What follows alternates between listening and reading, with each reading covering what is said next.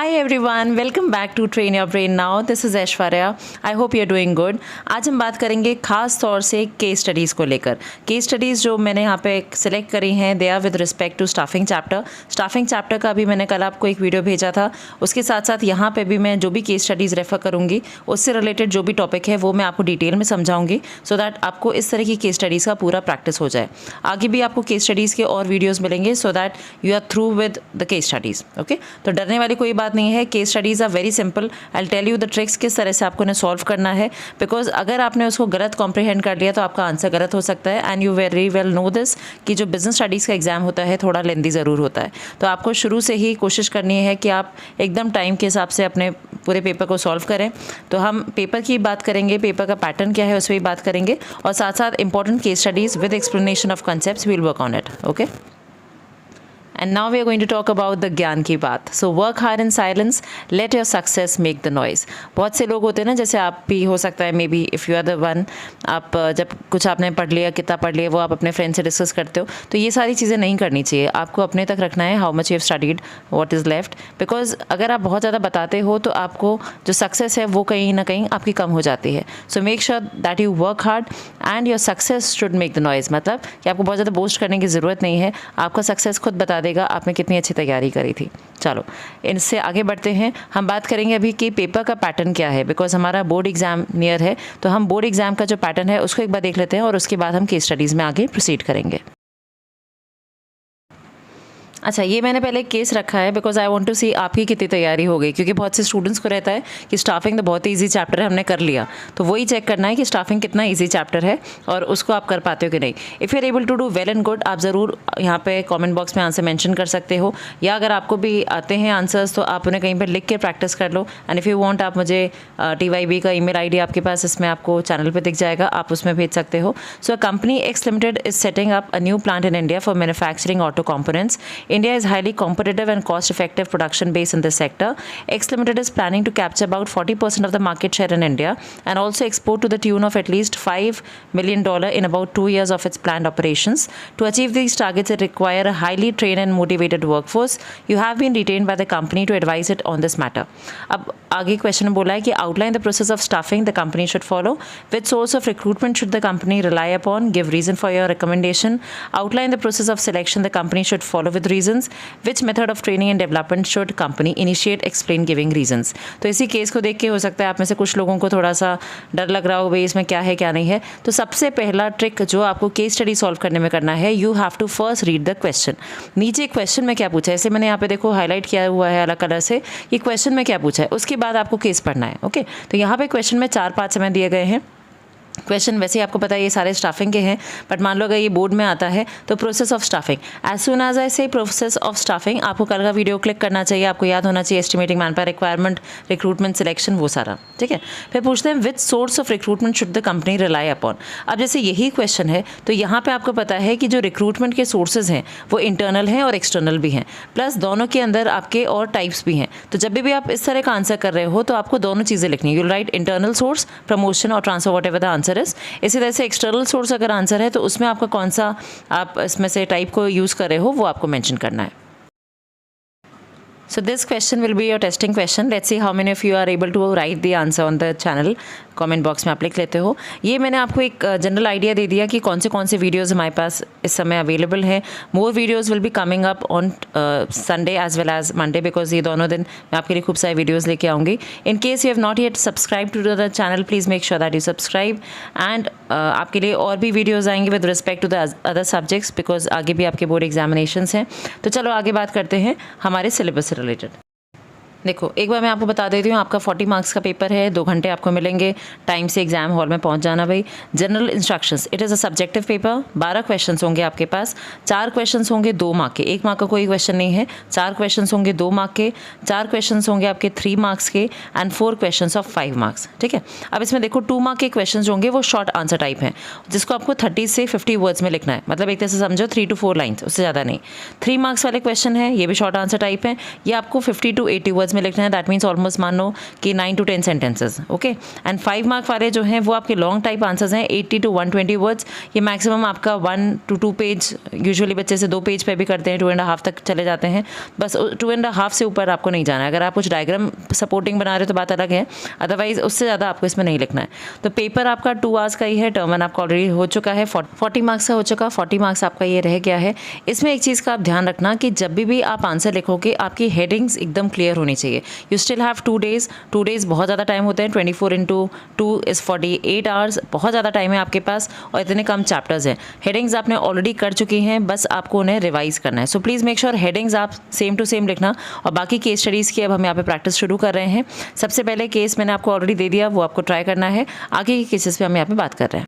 देखो, अब पहला क्वेश्चन आ रहा है, बहुत सिंपल वाले मैंने पहले लिए हैं, ये सैम्पल पेपर का ही है बोर्ड का, तो वो हम कवर कर रहे हैं।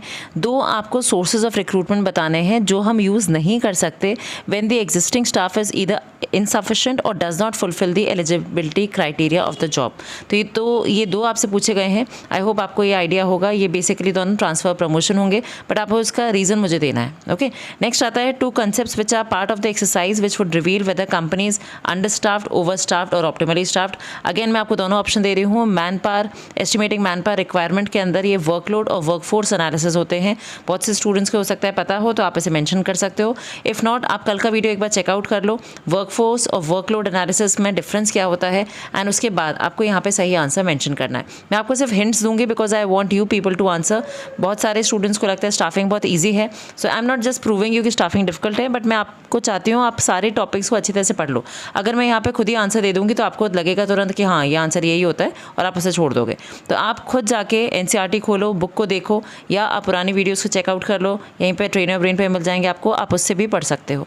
तो आपको ये दोनों के ही आंसर्स बताने हैं इसी चैनल पे। आप चाहो तो कमेंट बॉक्स में लिखो या अपने पास कहीं पे रफ में लिख लो। हाँ जी, नाउ आई गेस ये केस 3 आपके लिए बहुत इजी होगा, बहुत सिंपल वाला है, देख लो शायद आप कर लो। इसमें बोला एक कंपनी है जिसमें गेट माई जॉब करके कंपनी है, राकेश क्वात्रा इसका CEO है, और वो ये चाहते हैं कि जो जॉब अप्लाई करने का तरीका है, okay, applying for jobs easier हो जाए एंड कैंडिडेट फ्रेंडली हो। It is for this reason he said that most progressive companies today have a short application process. अब यहाँ तक कहानी में कोई खास बात नहीं है। अब देखो, he also said that the application form fill by the candidate is very important as the information supplied in the application form which helps the manager in eliminating unfit और अनक्वालिफाइड जॉब सीकर्स। तो ये basically क्या है, this is selection. मैं आपको थोड़ा सा hint दे दिया है, सिलेक्शन के अंदर के प्रोसेस हैं ये, और उसके जो स्टेप्स हैं वो आपको आइडेंटिफाई करने हैं। आगे उसमें दिया है कि कुछ उसके जो टेस्ट हैं उसके बारे में बात हो रही है। आगे इन डेप्थ कॉन्वर्सेशन है, तो आपको आइडेंटिफाई करना है इन डेप्थ कॉन्वर्सेशन क्या होता है। और यही पूछा है name the process and steps. तो प्रोसेस कौन सा, वो सिलेक्शन का है, और स्टेप्स आपको बताने हैं। एक्सप्लेन द नेक्स्ट 3 स्टेप्स, ये प्लीज़ देख लेना, एक्सप्लेन करने को बोला है और नेक्स्ट 3 बोले हैं, यही वाले नहीं बोले हैं। बहुत बार क्या होता है, आपको लगता है भाई ये आंसर आता है, तुरंत आप उसे एक्सप्लेन करने लगते हो, तो एक्सप्लेन के करने के मार्क्स नहीं है, जितना पूछा है उतना ही लिखना है, ठीक है। तो नेक्स्ट 3 स्टेप्स आपको बताने हैं इन the process which can be subsequently perform by the company. तो कौन से यहाँ पे दिए हुए हैं, उसके बाद के 3 जो हैं वो आपको एक्सप्लेन करना है। तो ये वाला क्वेश्चन भी मैंने आपको बताया कि जो बोर्ड का सैम्पल पेपर है उससे ही लिए हैं। तीनों क्वेश्चन अभी बोर्ड के सैम्पल पेपर वाले ही हैं। तो आई गेस आपने इन्हें कर लिया होगा, नहीं किया है तो बहुत ज़रूरी है इन्हें एक बार आप ट्राई ज़रूर करना। इसको भी आप चाहो तो आंसर को मेंशन कर सकते हो कमेंट बॉक्स में। The ones that you are sure of, आप उन्हें मेंशन करो, हम उन्हें डिस्कस कर लेंगे।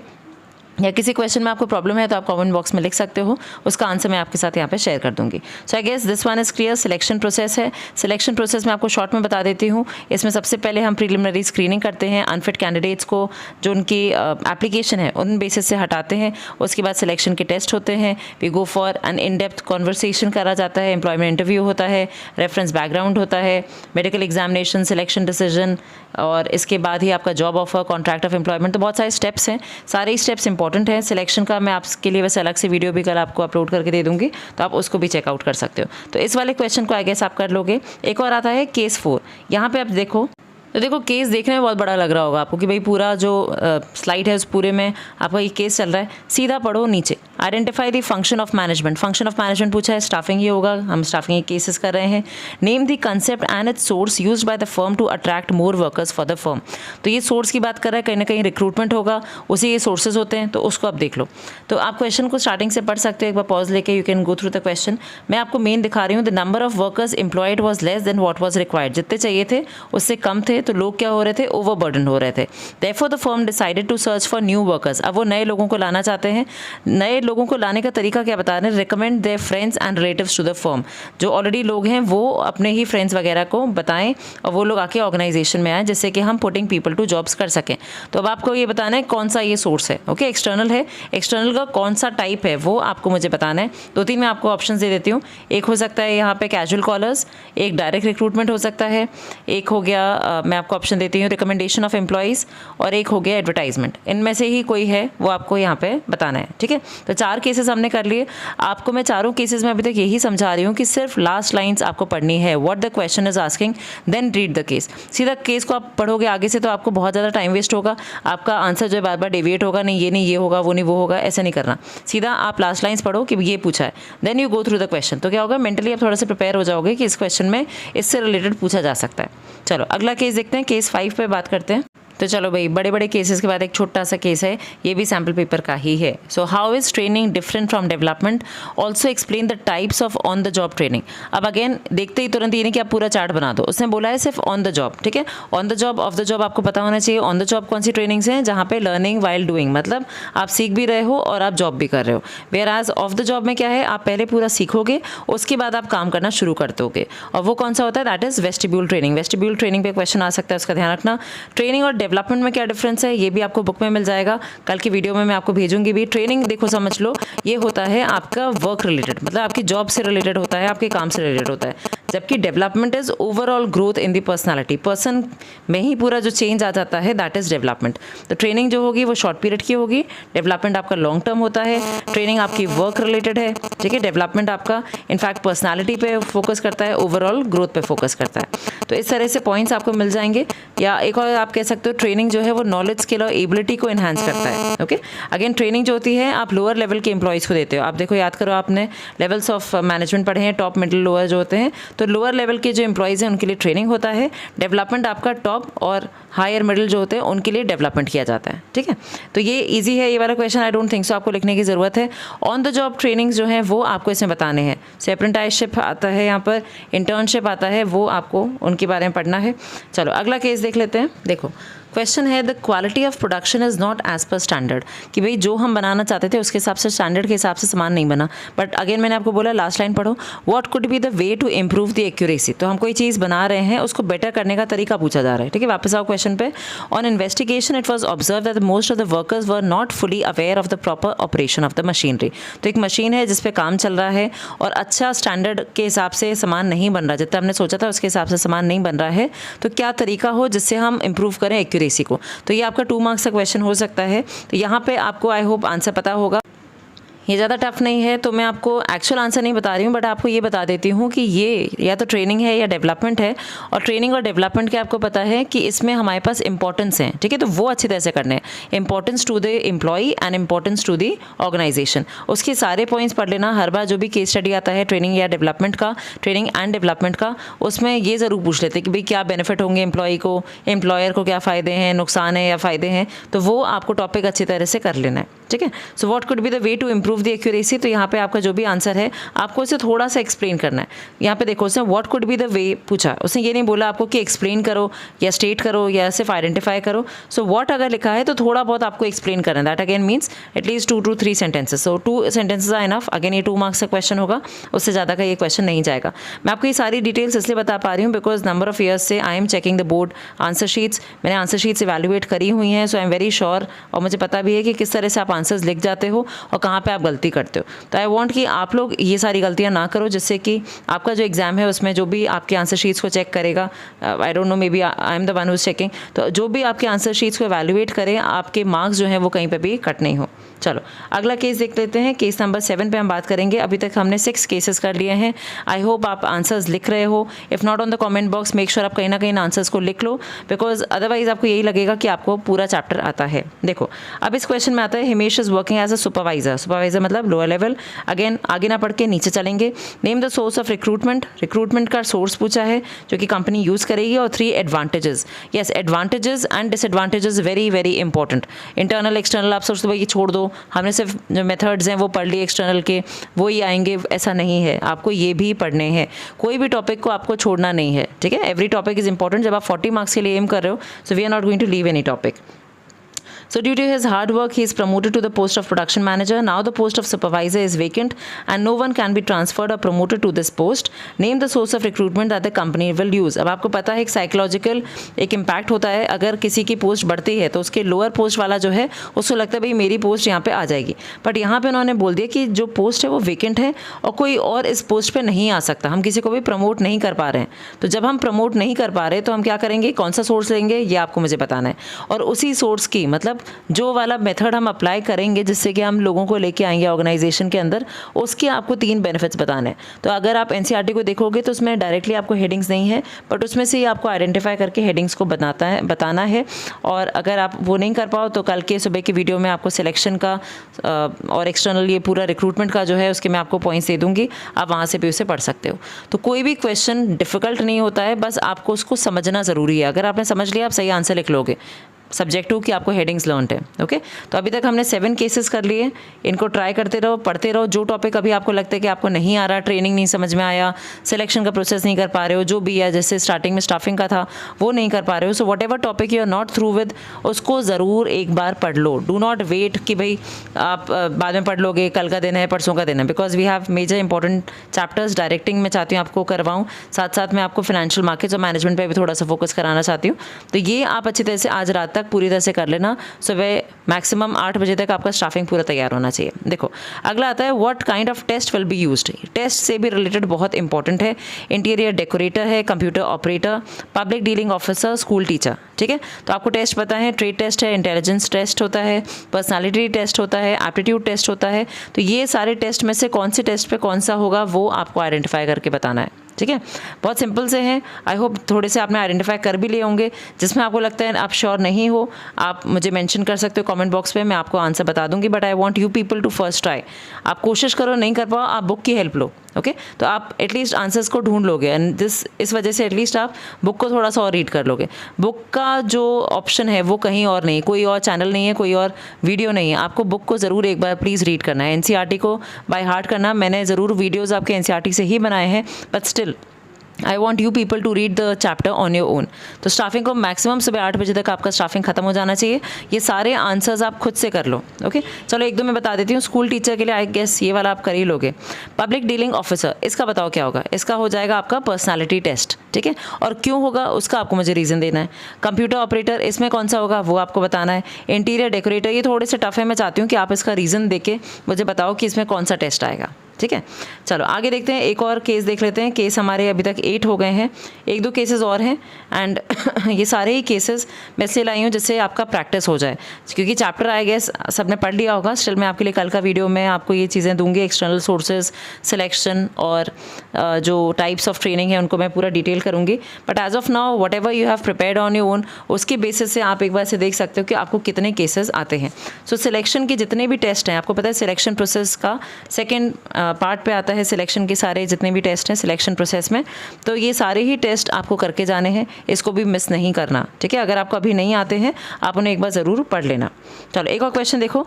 आकांक्षा, Nikita and Parishma are the owners of a handicraft unit. Again आगे ना चल के नीचे चलते हैं. State the next 3 steps that they will be undertaking for obtaining a satisfied workforce for the handicraft unit. तो आपसे सोर्सेज मांग रहे हैं. ठीक है, कि हम कहाँ से लोगों को लाएं. तो आप थोड़ा सा क्वेश्चन देखो.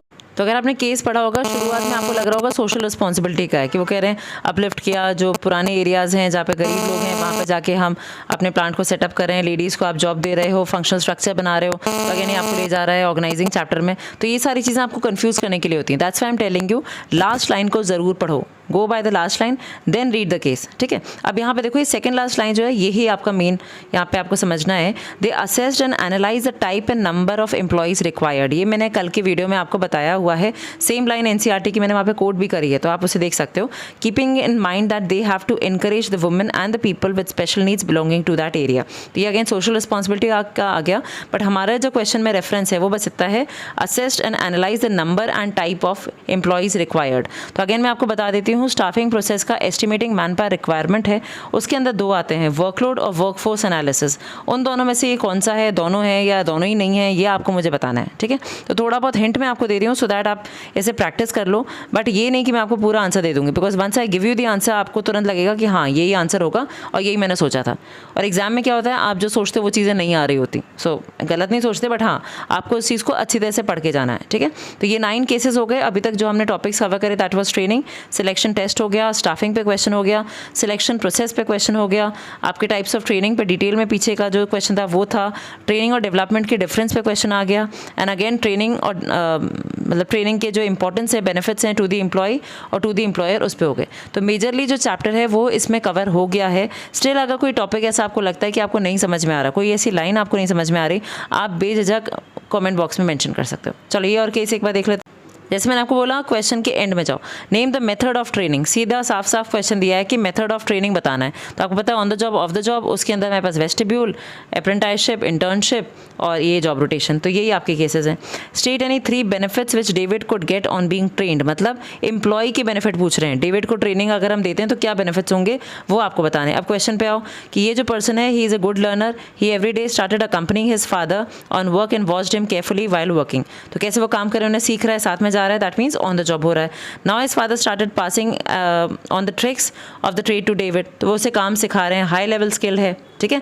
और इलेक्ट्रीशियन, ये सारे वर्ड्स आप देखोगे आपको इसमें एनसीईआरटी में आराम से आप देखोगे, या तो इंटर्नशिप या अप्रेंटिसशिप में मिल जाएंगे। अगेन मैंने आपको 2 ऑप्शन दिए हैं, मैं चाहती हूँ आप खुद से इवैल्यूएट करो कौन सा होगा और उसे कमेंट बॉक्स में लिखो। मैं सारे क्वेश्चंस में थोड़ा थोड़ा हिंट दूंगी, मैं पूरा आपको आंसर नहीं बताऊंगी। इवन इफ़ यू वांटेड तो फिर भले ही मैं आपको कमेंट बॉक्स में बता दूं, बट यहाँ पे I am just giving you the tricks. 8 बजे सुबह अगर मुझे लगता है किसी क्वेश्चन में आपको आंसर नहीं आ रहा है, ज़्यादा लोग उस पर कमेंट करते हैं कि आंसर नहीं आ रहा आपको, तो मैं आपको 8 o'clock इन द मॉर्निंग इसके आंसर्स मेंशन कर दूंगी। Otherwise I want you people to answer them, ठीक है। तो ये सिंपल सा क्वेश्चन है, मेथड्स ऑफ ट्रेनिंग पूछे हैं, आपको बताना है कौन सा है। मैं आपको इतना हिंट दे देती हूँ, ऑन द जॉब का ही ये पार्ट है। तो ऑन द जॉब में कौन से आते हैं, उसमें से ये कौन सा है वो बताना है, और 3 बेनिफिट्स बताने हैं आपको जो कि डेविड को मिलेंगे, दैट मीन्स एम्प्लॉय को मिल रहे हैं। एम्प्लॉय की क्या बेनिफिट्स है ट्रेनिंग से, क्या होगा, जनरल सोचो, सैलरी बढ़ जाएगी, पैसा बढ़ेगा, एक्सीडेंट्स जो हैं उसके कम होंगे, उसकी छुट्टियाँ कम होंगी। तो ये आपके ऑर्गेनाइजेशन के ही बेनिफिट्स हैं, बट आपको खास तौर से वही वाले करने हैं जो कि एम्प्लॉय के हैं। सो मेक श्योर एम्प्लॉय के बेनिफिट्स जो हैं उनको भी आप अच्छी तरह से कवर कर लेना, ऑर्गेनाइजेशन के बेनिफिट्स जो हैं उनको भी आपको कवर करना है। चलो अब 10 केसेस हो गए, आई गेस मैंने एक केस और रखा होगा और उसके बाद मैं आपको बताऊंगी इस चैप्टर के इंपॉर्टेंट टॉपिक्स। वैसे ज़्यादातर सारे ही केसेस सारे टॉपिक्स इंपॉर्टेंट हैं। चलो ये और देख लो। अगेन क्वेश्चन के एंड में चलेंगे, explain the other steps which Nisha had to perform to complete the process being discussed above. तो ये कुछ प्रोसेस है। अब यहाँ पे वैसे मैं आपको बता ही देती हूँ, ये स्टाफिंग का क्वेश्चन हो गया, पर जो लाइन मैं आपको हाईलाइट कराना चाहती हूँ दैट इज़ कि आप देख सकते हो यहाँ पे उसने लिखा है, Nisha one of the heads did an analysis of the number and type and qualification necessary of the person to be appointed, the information generated in the process of writing the job description and the candidate profile was use to develop, ठीक है, situation vacant. तो ये जो line है ये recruitment में आती है, ठीक है। ये मैं इसलिए बता रही हूँ बिकॉज अदरवाइज आप ये सोचते रिक्रूटमेंट क्या है, पूल ऑफ कैंडिडेट्स हुआ, उसमें से बेस्ट को हमने निकाले, वो सिलेक्शन हो गया। तो ये जो लाइन अगर आ जाती है एग्जाम में कहीं पे भी आपको कि हमने एक जॉब डिस्क्रिप्शन किया, मतलब लिखा कि भाई क्या क्या कौन करेगा, इसमें जो भी पोस्ट पे आएगा ये पर्सन, इसके लिए क्या क्या काम होंगे, that comes under recruitment. Recruitment attraction भी है, लोगों को बता रहे हो आप, साथ में आप जॉब के बारे में पूरा डिस्क्राइब कर रहे हो, वो भी आपका रिक्रूटमेंट में ही आता है, ठीक है। अब इसके बाद में उसने आगे का भी बता दिया आपको कि this was publish in print media and flash in electronic media, this brought in flood of response, बहुत सारे लोग आ गए, तो ये सारा रिक्रूटमेंट हो रहा है। अब कह रहे हैं कि इसके बाद के 3 आपको बताने, तो ये CBSE 2019 का क्वेश्चन है, तो आपको इसके बाद के बताने, प्लीज़ ये ध्यान रखना, यही वाले बताने, इसके बाद के बताने। बहुत बार ये भी होता है कि आपसे कहते हैं एक और उसके बाद का बताओ, ठीक है, एक छोड़ के उसके बाद के बताओ। सो फॉलो द क्वेश्चन, बस ब्लाइंडली ये नहीं कि स्टाफिंग का है तो भाई इजी है और लिख दिया, ठीक है। तो पढ़ लेना, ध्यान से पढ़ लेना। आवाज़ मेरी उतनी साफ़ नहीं आ रही होगी बिकॉज स्टिल मेरा जो गला है वो ख़राब चल रहा है, बट आई एम ट्राइंग कि आपको शायद आवाज़ आ ही रही होगी अब तक। तो अब तो पूरा वीडियो हो ही चुका है, अब कितनी आवाज़ आई होगी नहीं आई होगी। सो चलो ठीक है। तो ये वाला क्वेश्चन में ध्यान रखना, आपको जॉब डिस्क्रिप्शन इस तरह का कुछ आता है तो दैट रिलेट्स टू रिक्रूटमेंट, ठीक है। अब ये वाला क्वेश्चन भी मैं चाहती हूँ आप लोग करो। क्वेश्चन अगेन आपको देखने में लग रहा हो बहुत लेंदी क्वेश्चन है, सीधा जाओ last line, coating the lines from the above paragraph. तो आपको एक्सप्लेन करने को नहीं कह रहे हैं, ठीक है, आपको सिर्फ कोट करना है। कोट करने में ध्यान रखना, आपको इन्वर्टेड कॉमास स्टार्ट करने होंगे, लाइन लिखनी होगी, डॉट डॉट डॉट नहीं लगाना, पूरा स्टेटमेंट लिखो। अगर बड़ी नहीं है तो आप पूरा लिखो, और आपको लग रहा है बहुत बड़ी स्टेटमेंट है तो आप डॉट डॉट लगा सकते हो, और मेन फ्रेज जहाँ से आप आइडेंटिफाई कर रहे हो वो ज़रूर लिखना है, and then close the inverted commas. So that is how we quote the lines, okay. और कोटिंग द लाइन्स के बाद आपको उसे हाइफन करके you need to put the heading. अब मान लो यहाँ पे कोई एक लाइन से मुझे लग रहा है कि this is management consultancies and placement agency, तो I will write that line, I will put a hyphen and then I will write management consultancies and placement agencies. तो जो भी आपका आंसर है उसमें आपको हेडिंग भी लिखनी है, प्लस आपको लाइन जो है वो भी कोट करनी है। तो इसने आपको क्वेश्चन दिया है, क्वेश्चन आपको खुद से पढ़ना है, मैं आपको बस मेन बता दे रही हूँ, लास्ट में आप लाइन्स देख सकते हो। He took permission from Ganesh to continue with the old business. Ganesh happily agreed and asked him to provide few boys for serving and delivering the food. For the appointment of the two chefs, Ganesh approached a renowned hotel management institute and was satisfied with the chef provided by the institute. तो ये कौन सा method है आपको बताना है, recruitment का है, यहाँ पे कुछ ना कुछ उससे रिलेटेड है। Also give the meaning of the function of management. तो अब उसने देखो पहला आपसे पूछा, उसके बाद आपसे पूछ रहे हैं फंक्शन कौन सा है, ठीक है। वैसे बी पार्ट आपका पहला होना चाहिए, but they can ask you this way also. तो आपको पता होना चाहिए कौन सा आपका फंक्शन है। तो दोनों तीनों पार्ट्स, जितने भी पार्ट्स हैं केस के अंदर, सारे पार्ट्स पढ़ लेना, उसके बाद केस पढ़ना। तो उससे आपको तुरंत, मान लो कि अगर आपने ये नहीं पढ़ा तो आप सिर्फ एक लास्ट पार्ट पढ़ लिया कि भाई आपको फंक्शन बताना है, then you relate to the question, ऊपर ए पार्ट पढ़ा कि अच्छा भाई लाइंस भी कोट करनी है, तो आप दोबारा पढ़ोगे तो आपका टाइम वेस्ट होगा। तो एक बार में ही दोनों पार्ट्स या 3 पार्ट्स 4 पार्ट्स जितने भी पार्ट्स हैं उस क्वेश्चन में सबको पढ़ो and then read the question, okay. और स्टोरी लाइन को अपने दिमाग में फिट कर लो कि अच्छा ऐसा ऐसा हुआ है, और तुरंत आपको हेडिंग्स याद आ जाएंगी। So that's again I am telling you, headings को प्लीज़ लर्न करो, अच्छी तरह से लर्न कर लो, so that you do not miss कहीं पे आपका कोई भी हेडिंग जो है वो आप छोड़ना। तो इंपॉर्टेंट टॉपिक देख लो, एक्सटर्नल सोर्सेज ज़रूर करने हैं, टाइप्स एंड इंपॉर्टेंस उनकी करनी है। इंपॉर्टेंस मैंने जानबूझ के लिखा है कि बच्चे क्या करते हैं, छोड़ देते हैं इंटरनल एक्सटर्नल के भाई ये खुद से बना लेंगे, तो खुद से नहीं बनाने हैं, सारे हेडिंग्स आपको लर्न करने हैं, 40 मार्क्स हैं, लेके ही आने हैं, ओके।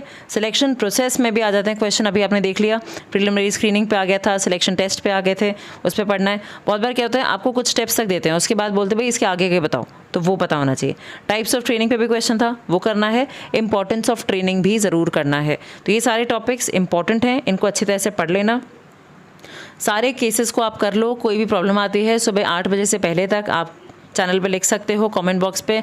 अगर मुझे लगता है किसी का डाउट है तो मैं उसे आपको क्लियर कर दूंगी, बट आफ्टर दैट हम कल रिज्यूम करेंगे डायरेक्टिंग चैप्टर से।